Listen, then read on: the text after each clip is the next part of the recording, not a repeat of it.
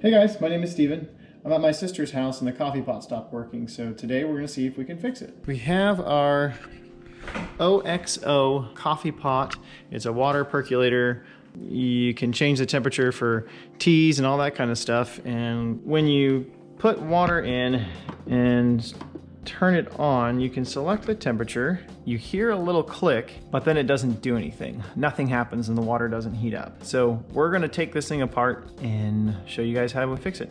Okay, so the first thing we wanna do is look at the contacts between water heater itself and the base station. From the discoloration on the contacts within here, it looks like where we have the coil, the heating element, would be from the center pin out to this exterior ring. Now they're the most discolored and there's the most damage. And if I put my ohmmeter leads on that center pin and the exterior one, if I just wiggle around a little bit, I can get that to go open, like it is now, or just moving it a little bit and get shorted. So that doesn't look good. We need to take this apart and see what's going on inside of here. We need to get off these tri-wing screw heads. I don't have a tri-head screwdriver bit here at the house that I could find. So I'm just gonna use a flat head, and if I press down and make sure to keep good contact, I can unscrew this tri-wing. So with these off, looks like we have the heating element, which comes down and around, and I'm going to ohm that out to make sure the heating element is good. So you have about 10 ohms across the heating element, so that's good. And it looks like that heating element comes to one side, comes to this connection, and if I wiggle this center part, I can see that electrical contact moving here. Alright, so we're going to take the 3 screws here off to get out this piece. Those 3 out. Now I can remove this electrical connection by just depressing this little spring. All right, and you can see a lot of discoloration. It's not a good copper color. It's almost a rose sheen that you can see in that area, and that's an indication that you've got a lot of current going through that and a lot of heat.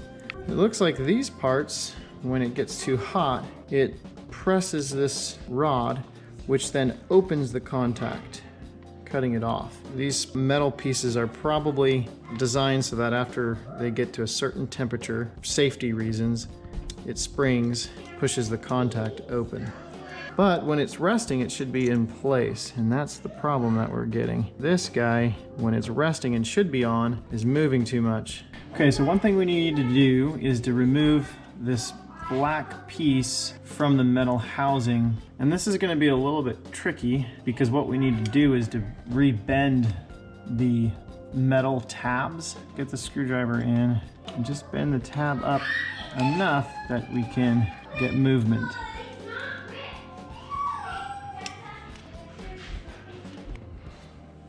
Okay, we've got all 4 of the tabs bent up. Now we just need to separate it from the housing. Start to separate it. And these little metal tabs here will also bend. We'll kind of make sure that we are watching for things to pop out because there are some springs here. Now we can see our contacts. Look at the difference in color between this copper strip and this one. This one's a lot hotter, and that can happen when there's intermittent connection. So the contact area increases in resistance, and that heat is dissipated in that contact region here, as opposed to being generated in the coil itself. So just the fact that it's discolored this way is either an indication of it's getting close to the end of its life, or it's been intermittent, and we know that it's open, so and not working, so that's probably the issue. So if we can get in and clean the connection between these 2 contacts right here, we might be able to get this guy back to life. And one thing I also noticed is it may have overheated to the point of this piece coming loose within the molding. So if we can get this contact back where it should be into the molded housing, that might put enough pressure back here. I think it should be flush. This probably needs to get pressed in some more. And if I just push with a screwdriver, it's not going in. So what I have is a wood burning pen, but you can use a soldering iron. We're gonna try just resting it right on the contact and then pushing down. So it was gonna heat up the contact enough to probably melt the plastic enough for us to push it in. So I'm just gonna gently kind of rest it on the contact, letting it heat up. There we go, starting to go in now. It moved probably about a centimeter. So in order to hold it in place, we're gonna use a little JB Quick. I know this area can get really hot, but JB Quick can handle up to 300 degrees Fahrenheit. We're going to hold it in place and then put some JB Quick.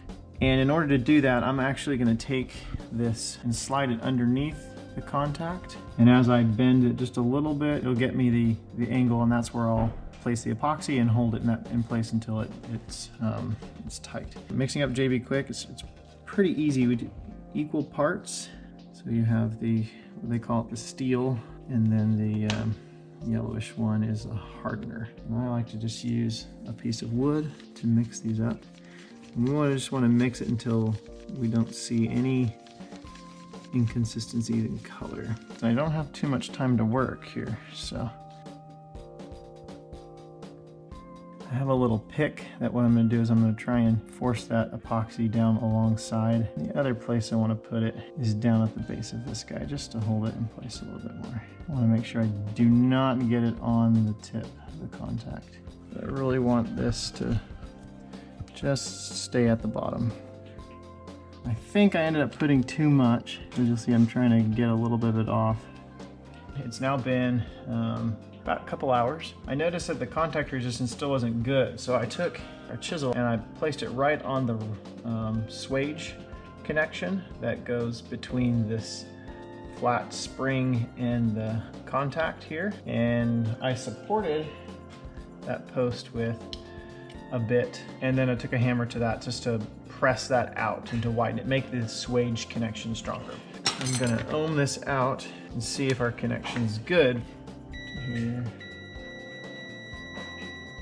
So 4 ohms from our post to this ribbon still. We need to hammer in a little bit more and try and get that to press out to make the contact better from the post to the terminal. Let's see what we do. I am going to press this. I'm going to use the vise to do this to try and get better, a lot more force and a little bit more controlled. I'm trying to press open the contacts and the swage that's connecting to that ribbon. And so I have a screw with a flat head on one side, and then on the other side I have a bit that's going to be trying to make it flat with the contact that's on the front. But now let's take it back inside and see if we have better contact. Less than an ohm. That's good. Now let's test it out to the terminal. 2.3 ohms. That means our connection that we have to get better is going to be on this contact here. So let's see what we can do with that. We need to clean up this contact. Okay, so I have a strip of sandpaper. I'm going to stick it right in between these contacts. And then I'm just going to move it back and forth. I'm just trying to get any oxidation or corrosion off the contact. Less than an ohm, 0.2 ohms. That should do it. Now this goes back on here. We have the red lead that comes along this side. Black lead comes this way. We've got the plastic pieces that fit right over the contacts. We've got to line up all of the metal pieces. All right, all those pieces are clipped back in place. And while I'm putting this back together, y'all should subscribe to this channel because we're going to be doing a lot more repairs of stuff like this that break around the house. And I think you'll want to see that because we like to fix things for cheap and make good use of what we've got. Make sure everything looks good there. This is difficult with just a flathead screwdriver, so I'll leave a link in the description below for a 3-wing driver, as well as some of the other things that you saw me use. All right, it looks like this tea kettle slash coffee pot is working. It's now up to 150 degrees, and fixing the terminal on the bottom looks like it did the trick. And this is the second coffee pot from my brother-in-law that's broken. Here's another one over here, and I will be working on repairing that one as well, the same way we did this one. So please like, subscribe, and share this video with your friends, and we'll see you again next time.